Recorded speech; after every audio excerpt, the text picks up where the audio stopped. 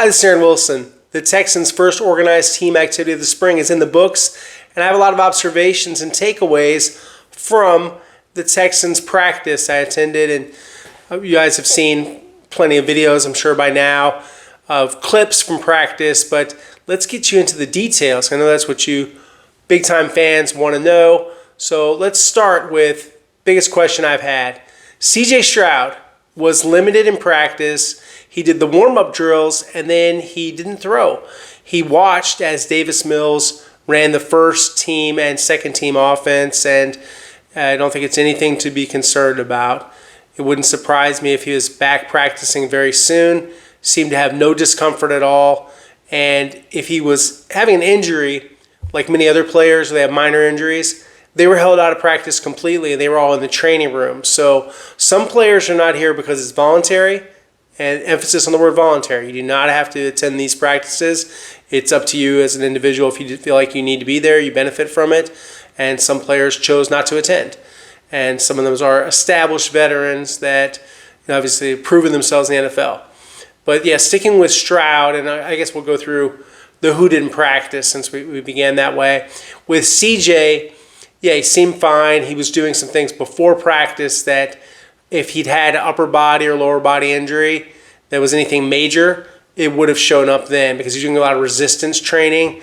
And you guys probably saw some of the videos I posted of CJ. So no, I don't think there's anything alarming. I haven't heard anything where that's a big concern. And when I asked D'Amico Ryans about CJ's status, he downplayed anything with that and said just different guys are on different schedules. He's not going to give an injury report during this time of year unless someone was out for the year. So yeah, there's nothing serious. As I had said before, didn't think Joe Mixon would practice. Joe's been in a walking boot per sources, and Joe was not on the field. So we didn't see Joe. And so kind of go through the whole list here of the do not practice guys. So it was a fair amount of players, and I'll kind of run down some of what I've heard and what I can clear up. I will. So CJ Stroud limited, Joe Mixon injured, some sort of foot or ankle deal. I was told that he got hurt working out away from the Texans, and so I was told it's not a big deal, kind of precautionary, expected to be ready for training camp. Also, defensive end Danielle Hunter, no known injury, just not at practice. Obviously, Pro Bowl defensive end. Does he need a voluntary OTA? Answer, probably no. Defensive tackle Sheldon Rankins, another veteran. He has had some injuries, and wouldn't surprise me if it was some kind of thing like that, where he's having some minor bumps and bruises. We'll see. Last year, he did deal with viral meningitis, but my understanding is he's over that, so something else. Christian Harris, who had calf and ankle injuries last year, he watched practice in street clothes, so not practicing. So obviously something, again, going on with Christian Harris. Haven't heard of anything being major, though. Linebacker Henry To'oTo'o was in the training room, and don't think that's a serious injury either, but it was having some work done. Tight end Dalton Schultz also in the training room, along with Brevin Jordan. Schultz didn't have any injuries throughout the season. He was pretty healthy. With Brevin Jordan, he's still rehabbing from his ACL that he tore last year against the Chicago Bears, making a lot of progress. And then C.J. Gardner-Johnson, the safety. This is voluntary. I have an interview with C.J. that I conducted on Memorial Day that I'm going to release tomorrow, and it was interesting, insightful, a lot more to come on C.J. Gardner-Johnson in our conversation, part of which I played on KPRC2 with Randy McElvoy, and some workout clips. And a lot of people notice he's still wearing a Eagles jersey. He said he looks forward to winning 3 more championships, including a championship this year with the Texans. Said he wants to make D'Amico Ryans proud. Had a lot of interesting things to say about the trade, about his fit, about he believes he's been misunderstood. And obviously, he feels like, he's been called, something of a controversial figure. In my opinion, good-hearted guy. The impression he made on me was strong. I want to get into that more in a separate conversation. So other players that didn't practice included Braxton Berrios. He was also in the training room. Justin Watson and Azeez Al-Shaair did not practice fully, so he did some things, including an interview with us. So it was a very interesting, very insightful interview, always talking to Azeez. They have a pair of joint practices. We'd reported before about them having a joint practice with the Carolina Panthers before the preseason game here at NRG Stadium. But they'll also go to Detroit early to have a joint practice with the Lions and Dan Campbell, their coach. So it'll be interesting to see how that goes with these joint practices, which DeMeco Ryans is the third year in a row that he's had them. He's had them previously with the Miami Dolphins and Mike McDaniel. And, of course, they've had a joint practice with the Rams, and they see a lot of value in these. They were going to have one with the Saints before, but that got canceled. So let's shift gears. Let's talk about some of the things that happened at practice now that we've kind of gone through this long semi-injury report and absence report. So the offensive line. First team, a little bit different than we thought they would be configured. And keep in mind, write your depth charts in pencil this time of year, not permanent ink. So from left to right, left tackle, Cam Robinson, as we thought. Then left guard, they went with the experience. Laken Tomlinson, former Pro Bowl selection, giving him first crack at left guard. Center was Jake Andrews, who played, as we talked about before, for Cole Popovich at Troy University. Comes over from the Patriots, and now he's duking it out with Jared Patterson, who worked with the second team. Patterson was the first center to snap to C.J. Stroud before practice, so interesting. Titus Howard moved over to right guard, where he's only played a couple of snaps in his career. He's must have been left guard or right tackle, and a little bit of left tackle. So mixing and matching and moving guys around. And then the starting right tackle, as we predicted, it was Blake Fisher. Blake is the incumbent coming back from last season. But guess what?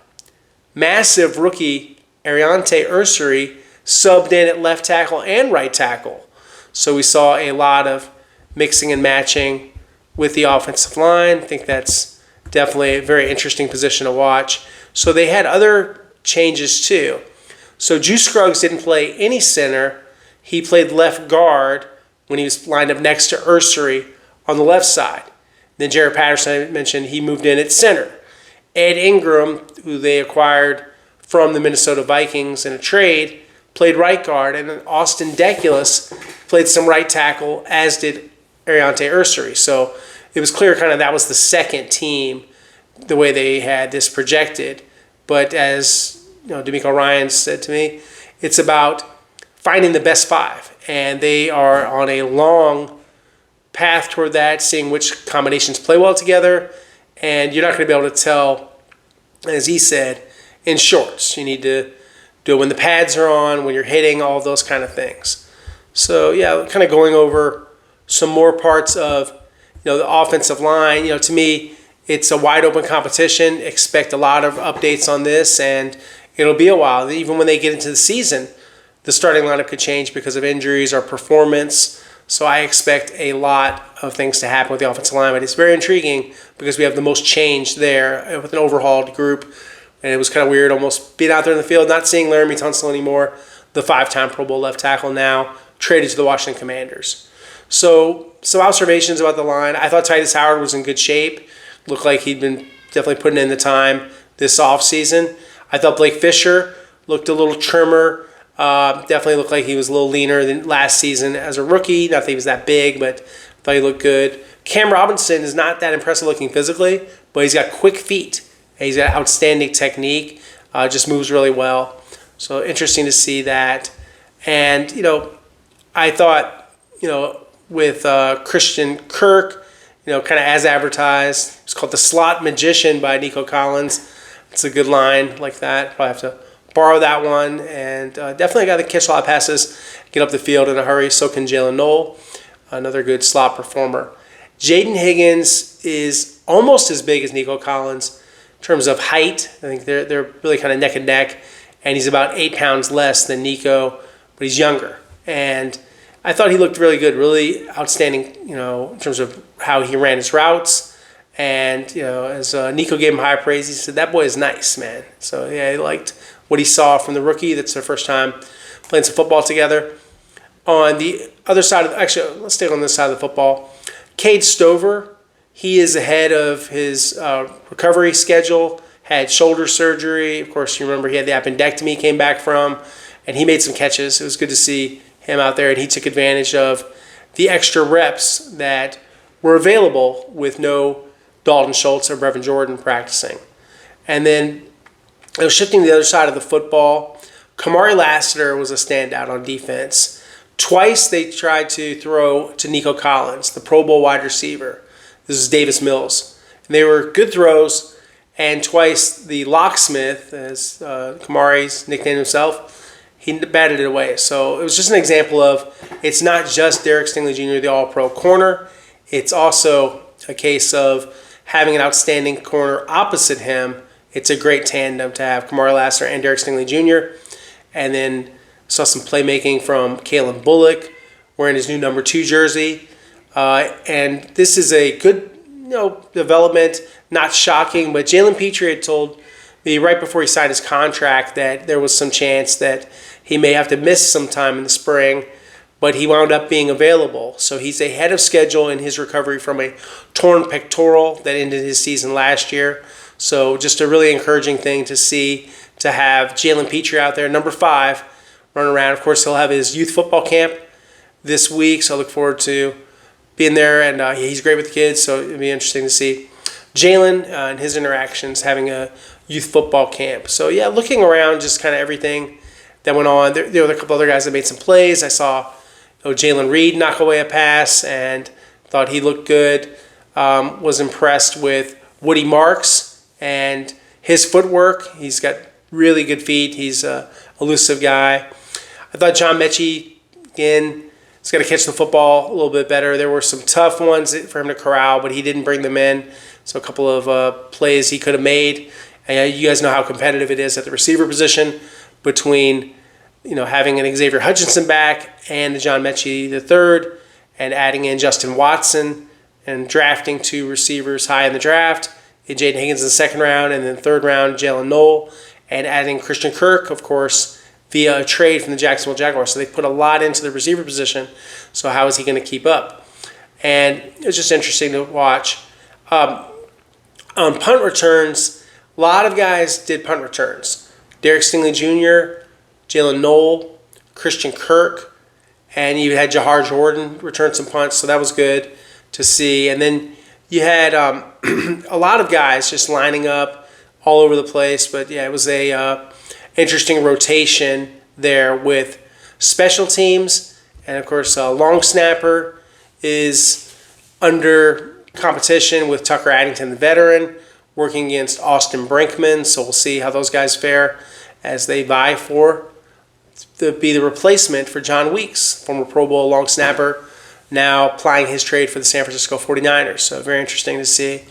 And, yeah, I mean, I would say looking at, this team, it's a pretty competitive roster. And, want to address some of the comments, too, that we had with D'Amico Ryans. I think he was an interesting interview, as usual. And he thought that they had a good first day. He was excited about how the guys performed. Feels like this is a, quote, great starting point. So that's good. I agree that they had a good OTA practice. And, we're not going to dissect it to death, but it was a good football practice. It was a good performance, and that's what you want to see. So with, everything else that went on, they're very excited about Christian Kirk, not only praised by D'Amico Ryans, but also by Nico Collins. And D'Amico said that Christian Kirk's been everything they could ask for. Very hard worker, likes the leadership, and just having a veteran guy like Kirk, who's played in the division before, I think he's going to be a real asset. He just has to stay healthy, and that's been the thing. He's been limited in terms of availability. Nick Caley putting his stamp on the offense. You could not tell a lot about the playbook. It was not really extensive. They're past install, but yeah, what I was seeing was like normal football plays. We don't know. This isn't a situation where he's dialing up the good stuff. I saw definitely good energy, as D'Amico noted. I saw him moving around. I think his rapport with players and relationships are building. But it wasn't a case of like, okay, yeah, I know all his plays and I know what he's going to run. I need to see more practice and, acknowledge I just need to watch more. And we will have other opportunities. There will be other OTA practices available to the media, including Friday. We'll have more coverage on Friday. And then we'll, ramp up to the mandatory minicamp. And, so we'll see how all that stuff goes. And Another theme was Will Anderson Jr. had an interview with him, and he's talking about taking the next step in his development heading into his third season. He has spent time working out this offseason with Myles Garrett, good guy to work out with. He said he's not as strong as Myles, but he can take him in the agility drills and things, but they're competitive, and he says being around him has really shown him a lot. But what he's talking about getting better at is finishing plays, sacks he could have had, hand placement, the nuances of the game. And Will Anderson Jr. is a real student of the game, and he tries to develop every way he can as a leader. And he's even taken some tips from Aziz Al-Shire about how to communicate better, how to vary his message, as he's a team captain. And I would expect him to be a team captain again. And then, with Nico, to me, just someone that obviously is like definite go-to guy. Nothing's changed about that. He is the guy. They're going to throw him the football a ton, and I expect a lot from Nico Collins, and these other receivers will complement him. Some questions about flag football. It didn't seem like anyone was really that into that, but Nico says that he would, be interested in it. He didn't sound like he was super committed to it. He thought the players on the team that would be the best flag football players would be Derek Stingley Jr., and he mentioned C.J. Stroud too. So we'll see. I think there'll be a lot of quarterbacks that are interested in that, but again, you have to miss some time to do that. And so we'll see. Does anyone from the Texans wind up playing flag football in 2028 in Los Angeles? D'Amico Ryan's not interested in that topic at all. That is not on his radar, and understandably so. It's all about OTAs, as are we, looking at the now and what's going on with the Texans. And what's going on right now is the Texans are pretty healthy. As I said, I'll get more into, and there's going to be a video I'll post with my interview with CJ Gardner-Johnson, my exclusive with CJ, also known as CD Deuce. And I spent time with him at his workout out in Katy with his longtime trainer, James Banks. They've been working together for years. Very impressed with his footwork, his reactions. And you say, well, why is he there? Why isn't he wearing Texan stuff? Why is he wearing Eagles? So he told me that he's been apart from the team because he's got family things going on. Obviously, these are voluntary, and he's just still kind of getting settled in. I would say that you'll see him sooner rather than later. I don't know exactly which day he'll be there, but he has been around the team other than the press conference. He's been around them for some time here during the off season, and he said so far he's liking his interaction with all the guys, and he's just trying to fit in, and that's important to him. Excuse me. He also said he feels misunderstood in many cases. He's been in some controversies before, never had any off-field problems, but yeah, obviously, he's had a few things before with, just comments, some things with Taylor Swift and the Swifties and all that kind of stuff. But anyway, we didn't get into anything about Taylor Swift, but it was good to talk to him, talk some football, and talk about his background. And for a fourth-round pick, he's got 18 career interceptions. He is a playmaker, 6 interceptions last year.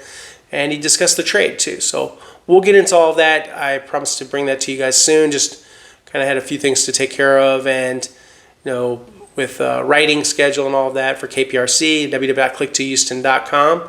So look for more coverage on KPRC and here on my YouTube channel. Appreciate everybody that's liking, watching, subscribing. I appreciate all you guys. Just want to keep growing the channel. Goal is to next to get to 8,000, then 9,000, then 10,000, and putting no ceiling on it. I hope that we can continue to grow and just do my own thing on YouTube. I like it. I'm really enjoying this. I see all your comments and try to respond to as many of them as I can. So, guys, this has been a lot of fun. The first OTA, we'll do this again on Friday for more coverage of the Texans offseason. And yeah, please keep it locked here and on Twitter at @AaronWilson_NFL. I'm on Instagram, AaronWilson7128. And again, at KPRC2 and www.click2houston.com. Until next time, guys. Thanks.